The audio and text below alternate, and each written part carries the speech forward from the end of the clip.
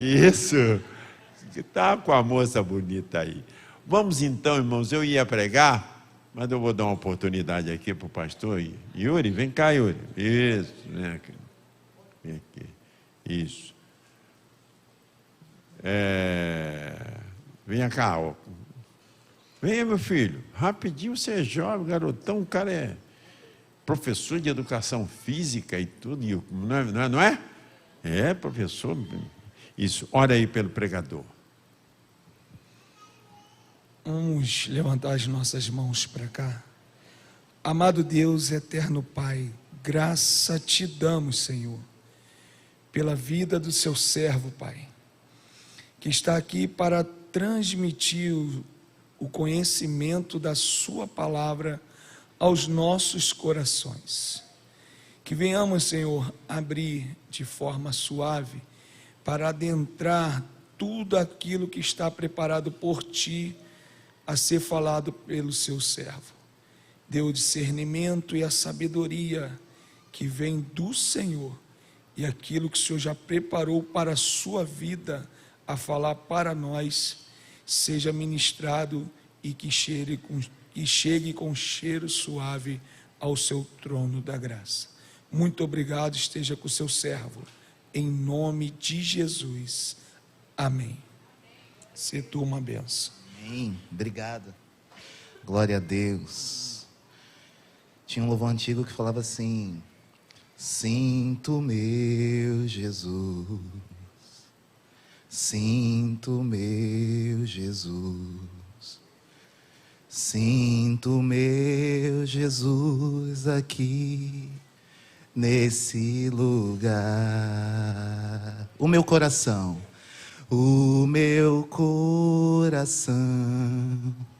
sedento está, pois eu sinto Deus aqui neste lugar. Meu irmão, a presença está muito grande.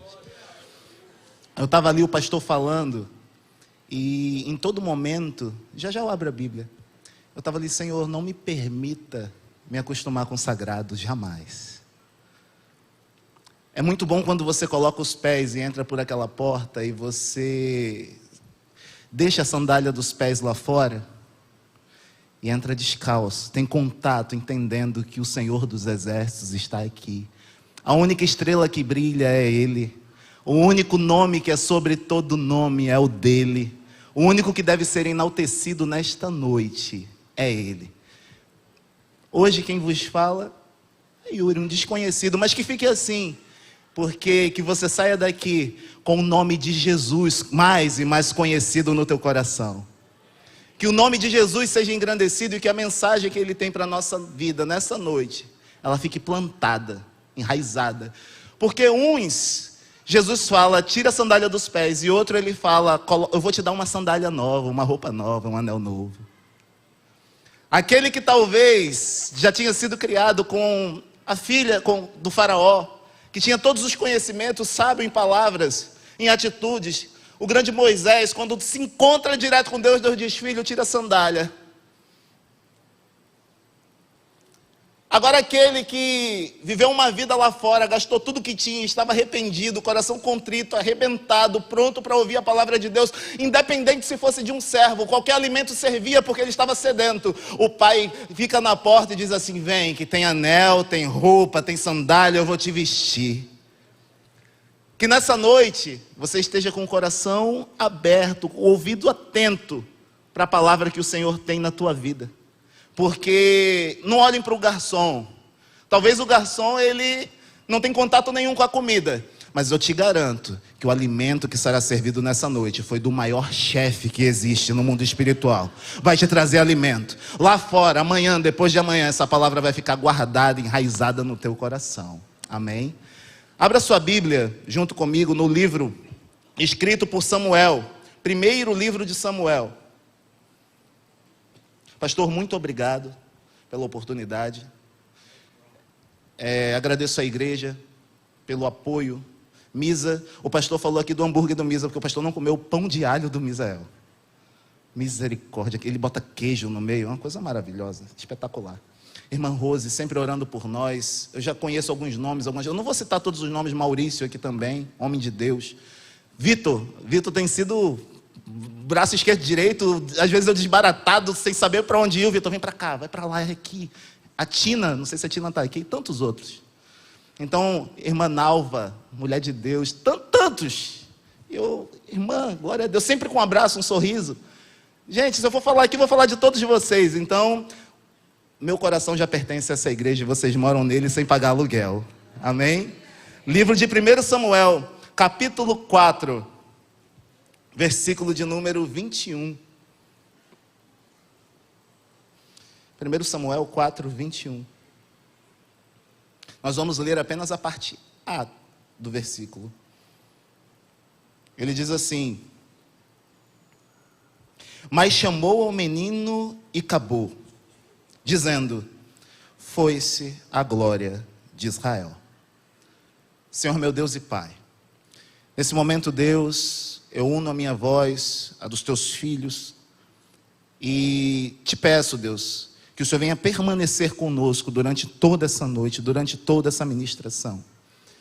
Meu Deus, por mais que o bisturi esteja afiado, ele não opera sozinho. Senhor, nós não saímos das nossas casas para ouvir vozes de humanos, para ouvir conhecimentos e filosofias humanas, mas nós saímos de casa para sermos tocados pelo Teu Espírito, para entendermos, ó Deus, o que verdadeiramente o Senhor quer para nós. Não aquilo que queremos ouvir, mas aquilo que precisamos ouvir para termos uma vida diária na Tua presença e junto do Teu amor. Fica conosco, meu Deus, pois assim nós te clamamos em nome de Jesus. Amém. Amém. Meus irmãos, nós estamos lendo um livro que é um dos livros mais conhecidos da Bíblia, que é o livro de Samuel. Samuel, como nós sabemos, a palavra diz Deus ouve, que vem do verbo do hebraico chamar, né? Chamar é falar. Então, Deus escuta, Deus ouve, Deus fala.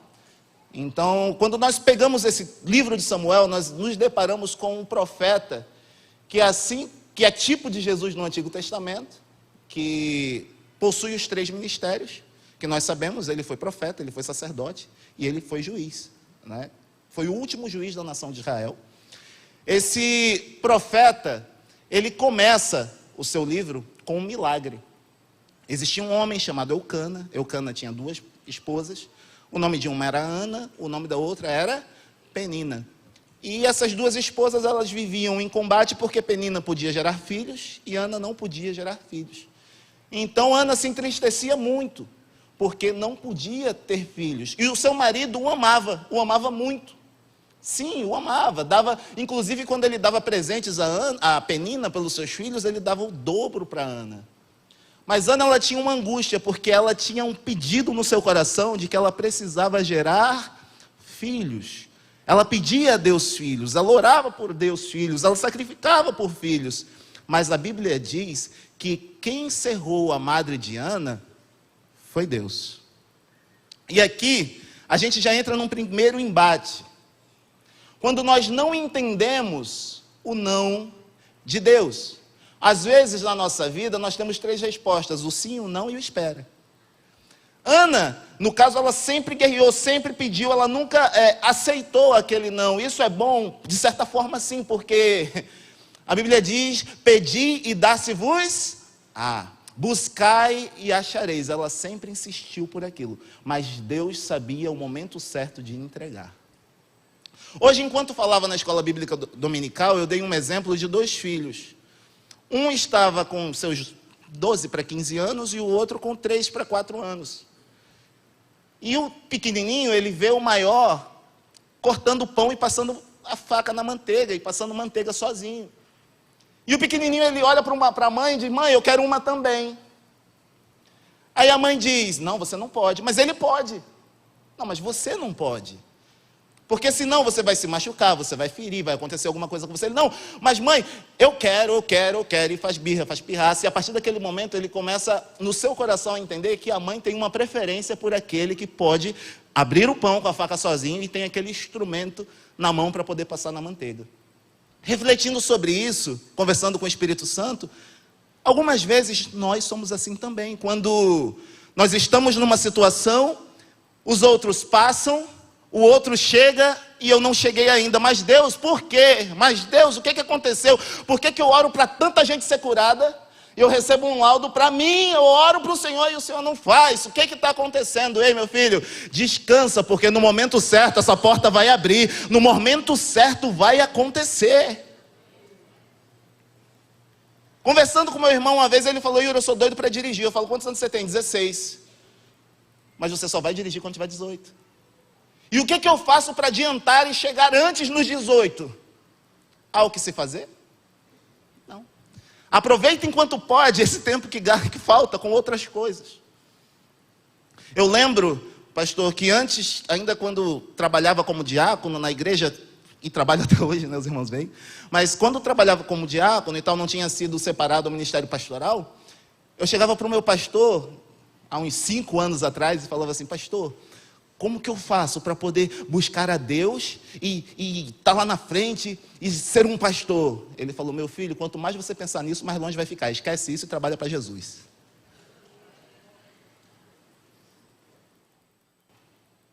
O segredo é esse. Trabalha para Jesus, esquece isso, tira isso da sua mente, que no momento certo Deus vai abençoar. Então, meu irmão, quanto mais você foca, sabe aquele dedo que você machuca? Quanto mais você foca, está doendo, está doendo, está doendo, está doendo. Aí às vezes você vai fazer um negócio, assiste televisão, faz uma outra coisa, você esquece, daqui a pouco você lembra: ih, está doendo. Quanto mais a gente foca naquela situação, mais a gente sente ela, seja agradável ou desagradável. Então a Bíblia diz que a fé de Abraão, ela foi fortificada enquanto ele estava dando glória a Deus. A luta chegou, glória a Deus. Aconteceu alguma coisa, glória a Deus, glória a Deus. E a fé vai edificando, o inimigo não vai entendendo, as barreiras vão sendo quebradas, as coisas vão acontecendo enquanto você glorifica a Deus. E com Ana não foi diferente. A Bíblia diz que certa feita, ela foi para o templo, estava angustiada, estava chorando, foi maltratada quando chegou. Às vezes isso acontece para poder o nosso coração estar preparado para receber o sim de Deus. Igual aquela mulher que chega para Jesus e diz: mestre, minha filha está terrivelmente endemoniada. Jesus fala: mulher, não é lícito tirar dos filhos e dar para uma cachorrinha, uma cachorra. Irmão, ser comparado a um cão naquela época, e uma mulher que já não tinha valor na sociedade algum, era algo terrivelmente, como é que eu posso dizer, espantador. Ela fala: não, Senhor, tá, eu entendi, mas até os cachorrinhos, eles comem das migalhas que caem da mesa do seu Senhor. Às vezes, quando nós estamos lidando com Deus, nós precisamos entender a soberania de Deus. Nós precisamos entender que Deus, Ele sempre está e sempre estará no controle das nossas vidas. Às vezes nós não entendemos, mas todas as coisas cooperam para o bem daqueles que amam a Deus. Está ruim agora, você não está entendendo, mas vai melhorar. Ei, está acontecendo agora, você não está entendendo, mas Deus usa a parte ruim como matéria-prima para gerar o teu milagre lá na frente. Ei, isso que está acontecendo é matéria-prima para o teu milagre. E Samuel cresce, né?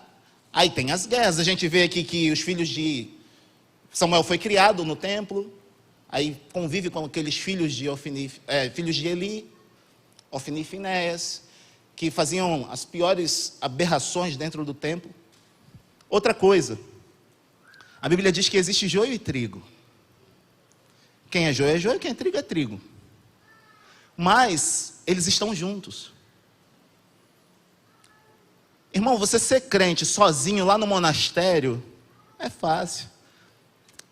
Agora Deus nos prova quando lidamos com pessoas tão fracas e falhas como nós. Às vezes o irmão não está no dia bom. Teve um dia que eu estava aqui fora, uma irmã não estava no dia bom, eu fui gesticular, meu irmão, quase dei um tapa no rosto da irmã assim. Aí o irmão veio atrás, aí a irmã saiu, aí eu vim atrás, aí minha irmã, me perdoa em nome de Jesus, amém, estamos perdoados, deu um abraço, a gente se beijou, acabou, e deu tudo certo. E é assim mesmo. Na casa de Deus é assim mesmo. Um dia eu estou bem, você está mal. E você vai lá e me levanta. É melhor serem 2 do que 1. E a igreja cresce triunfante na unidade. Samuel, ele embora estivesse no meio do joio, os filhos de Ofni e Finéias eram filhos do sumo sacerdote. eram aqueles pregadores e evangelistas que tinham a rede social bombando. Convites para pregar em tudo que é lugar. Milhares de seguidores, porque só tinha um sumo sacerdote, ele era filho deles. Samuel talvez não era conhecido na época, mas o Espírito do Senhor, a lamparina estava acesa, era no coração de Samuel. Os planos de Deus estavam na vida de Samuel. Alguém que foi abandonado, não foi criado pelos pais, foi largado longe, mas desde pequeno ele ouvia a voz de Deus. Talvez hoje estão olhando para você, para o seu sapato, para o seu perfume que não é importado, para a sua roupa que não é de grife, mas você é cheio do Espírito Santo e valor inestimável sobre a tua vida. Mas pastor, eu não sou conhecido. Onde você não é conhecido? Porque no céu você é conhecido. E no inferno também. Para a glória de Deus. Porque no inferno também, pastor, no inferno também. Porque quando foram expulsar os demônios lá do endemoniado, falaram, eu te expulso em nome do Deus de Paulo. Não, Paulo nós conhecemos. O Deus de Paulo também, mas quem são vocês? Samuel, ele era tipo um cisne. Alguém já viu aqueles bichos branco que voa, que fica lá no meio da lama, assim? Fica uma garça, sei lá qual é o nome daquele bicho, uma ave, né? É garça mesmo? A perna dela é preta daqui para baixo, mas a pena é branquinha. O peixe, ele vive na água salgada, mas a pele dele é doce, a carne dele é doce. É você viver num ambiente, entender que esse ambiente, o mundo, as tentações, as tribulações, elas vão passar, mas você é cidadão do céu. Ei, é encher a arca com betume por dentro e por fora, para que não infiltre as coisas que estão tentando colocar na nossa vida aqui dentro. É nós nos blindarmos do Espírito. E ele cresce, vira juiz, mas antes disso, a Bíblia diz que teve uma batalha. E os filhos de Israel, chegando no texto, eles vão para a guerra. Eles primeiro vão para a guerra com uma quantidade militar menor. Perdem. Aí eles dizem, eu sei porque que a gente perdeu. Nós perdemos, meu Deus, ficou mais difícil de pregar ainda, estão os dois ali. Deixa eu olhar para cá.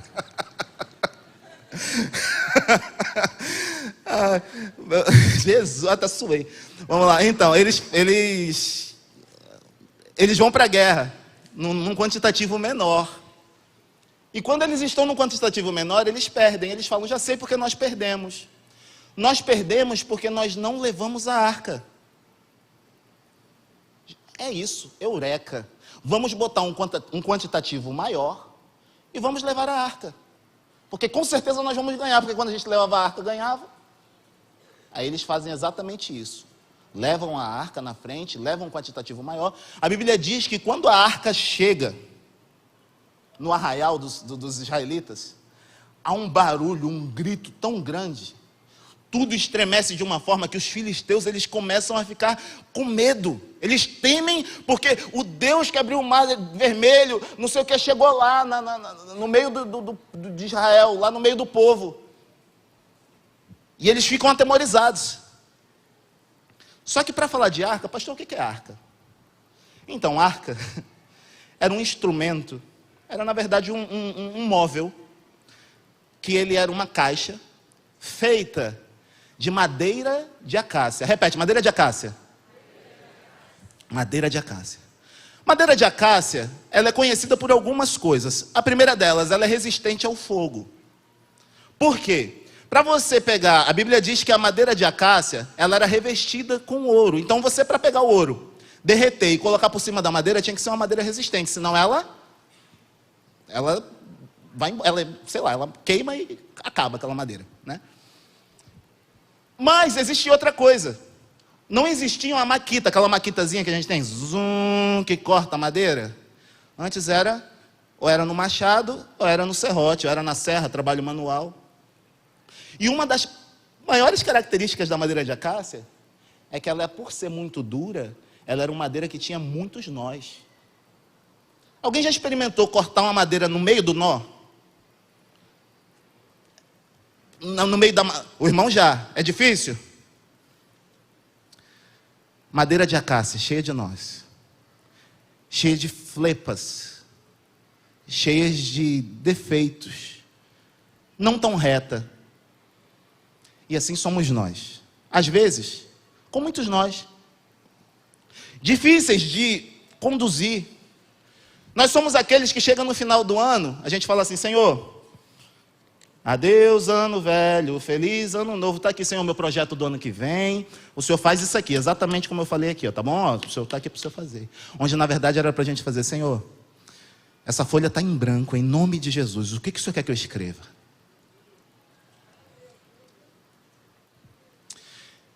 Eu nunca vi alguém contender contra Deus e sair ileso. Eu quero isso, mas se Deus não quiser, não vai acontecer.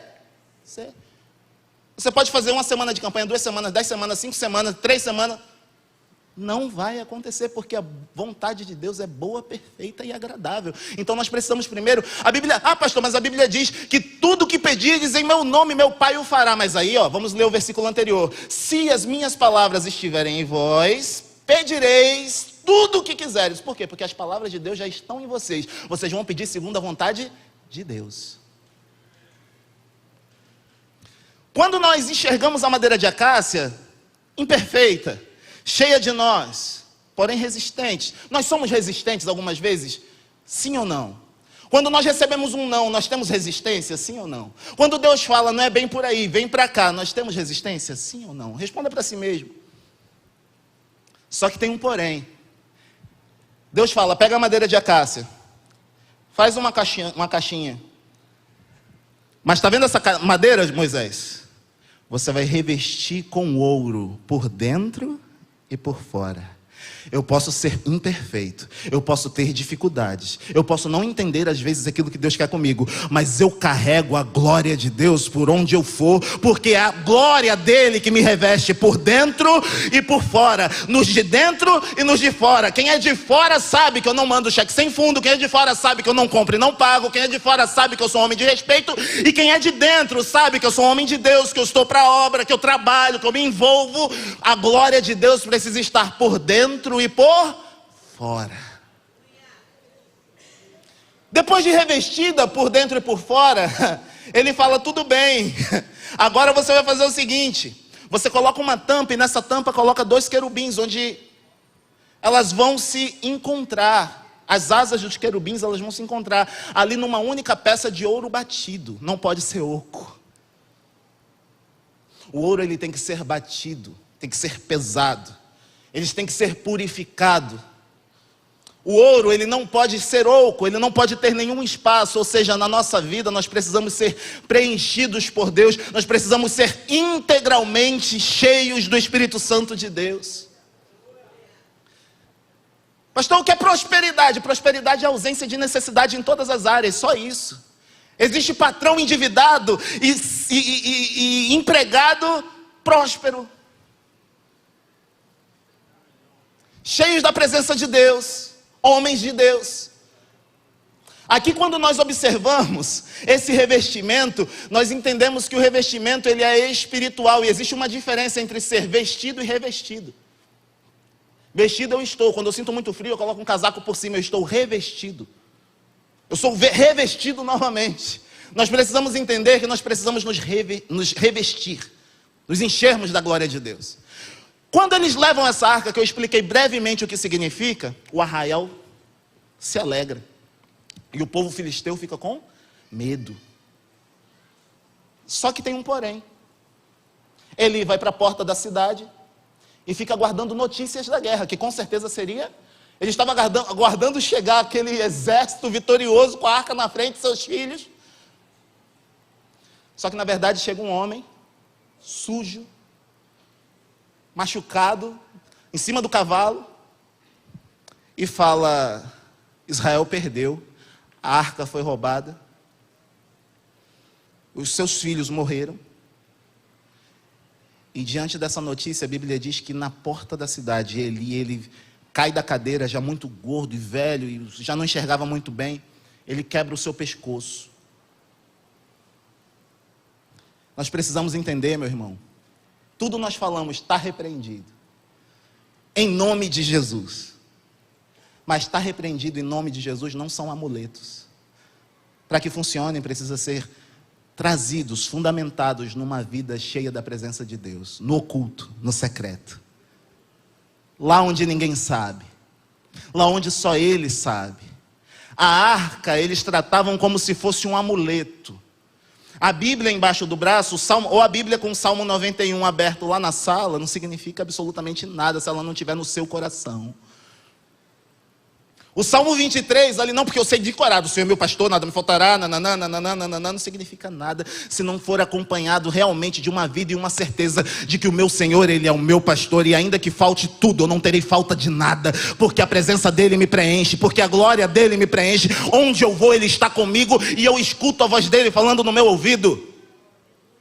É quando você está caminhando, passando por uma rua e Deus fala, não entra aqui não, entra lá. Você, não Senhor, mas está dando o GPS aqui, entra lá. Você entra aqui e descobre que lá teve um arrastão. É a presença de Deus falando com você e te acompanhando por onde você for. É antes de você dormir, você acorda, abre os olhos, é o maior milagre da sua vida. Porque os anjos do Senhor acamparam ao seu redor e te guardaram, permitindo que você acordasse. Pastor, eu tenho olhos loiros, cabelos lisos, eu tenho, nossa, meu corpo, vou para academia todo dia, tá? Mas eu tenho um negócio para te falar, nossa, minha pele é de veludo. Até 48 horas depois que você morrer. Os seus olhos verdes ficam acinzentados. A pele de veludo, ela começa a sair substâncias mal cheirosas. Nós precisamos entender, primeiramente, quem somos e quem Deus é. Nós precisamos entender que o maior milagre Ele já fez em nós. Nós não andamos com a Bíblia embaixo do braço para dizer, ó os bíblias, ó os crentes, ó, me respeita porque eu tenho um curso pós-graduado. Diabo não respeita certificado, diabo respeita joelho no chão e boca no pó. Ah, porque eu tenho 50 anos de crente, o primeiro a entrar no paraíso foi um novo convertido com minutos de crente. Ah, porque eu já estou há tanto tempo fazendo isso. Não, porque não, isso aqui é meu, ninguém solta. Não é seu não, é do Senhor. A tua casa é do Senhor, a tua família é do Senhor, os teus filhos são do Senhor, a tua vida é do Senhor, o ar que você respira é do Senhor, a tua casa é do Senhor, o teu trabalho é do Senhor. O teu chefe pode dizer que vai te mandar embora, mas você não sai enquanto o Senhor que te colocou lá não te tirar de lá. A última palavra é de Deus. Interessante que Paulo, como falei hoje de manhã na escola bíblica dominical, sentado na cadeia, preso, ele está lá preso, sentado, e os romanos estão ao redor, e ele preso na prisão, digo de novo, sentado inferior. Ele fala, nós que estamos assentados com Cristo nas regiões celestiais. Mas você está preso, não, eu estou assentado com Cristo nas regiões celestiais, você não entendeu. Mas você é um escravo, não, mas vocês me fizeram escravo agora, mas eu já sou escravo há muito tempo de Cristo, do meu Senhor. Eu queria convidar você a se colocar de pé, para parecer que está acabando, para o pastor não ficar bravo.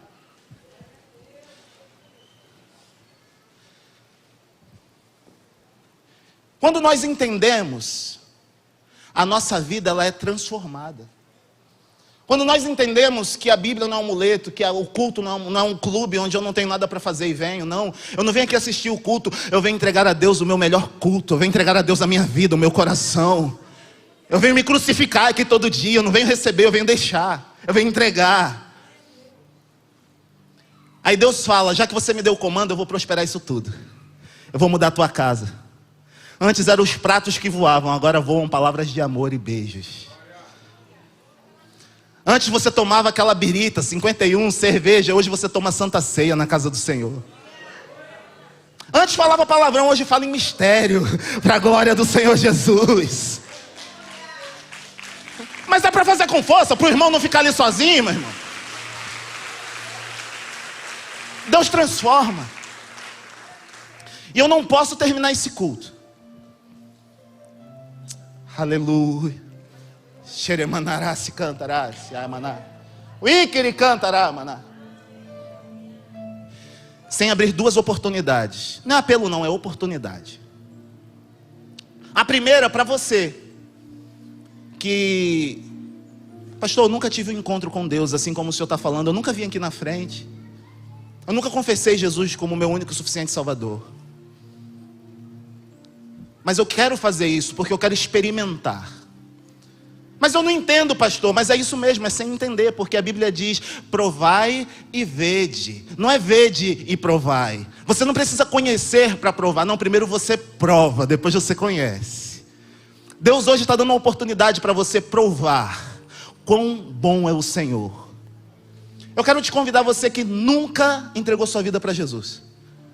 E o segundo convite é para você que diz: pastor, eu até venho na igreja, eu já fui aí na frente, já senti a presença, só que essa presença se acabou. E acabou que eu não falei do acabou. Deixa para a próxima, se o pastor permitir. Deus faz assim: pastor, eu já senti, só que não sinto mais. As minhas orações, elas são vazias, parece que ninguém está me ouvindo. Deus está dando uma oportunidade para você hoje também, para você voltar. Tem sandália nova para você, tem roupa nova para você, tem anel no seu dedo. Enquanto nós vamos entoar esse louvor, o refrão, eu convido você a vir aqui na frente. Eu quero apertar sua mão, o pastor da igreja vai orar pela sua vida. E eu tenho certeza que a tua vida vai mudar. Eu tenho certeza que o Deus de justiça, Ele vai preencher esse lugar vazio. Porque vim para a igreja maquiado, rindo, sorridente, cheiroso, mas ninguém sabe o que você está passando em casa. Ninguém sabe como são as noites intermináveis. Mas Deus te trouxe aqui nessa noite porque Ele quer te curar. Sai do seu lugar, vem aqui, sai do seu lugar. Quando ouvirdes a voz do Senhor, não endureça o seu coração. Deus tem renovo para a tua vida, Deus tem transformação. Vem aqui na frente, receba essa oração. Quem é o primeiro corajoso? Quem é o primeiro corajoso que vai vir aqui? Vai dizer: Senhor, eu entrego para o Senhor a minha vida. Senhor, eu quero essa novidade de vida para mim.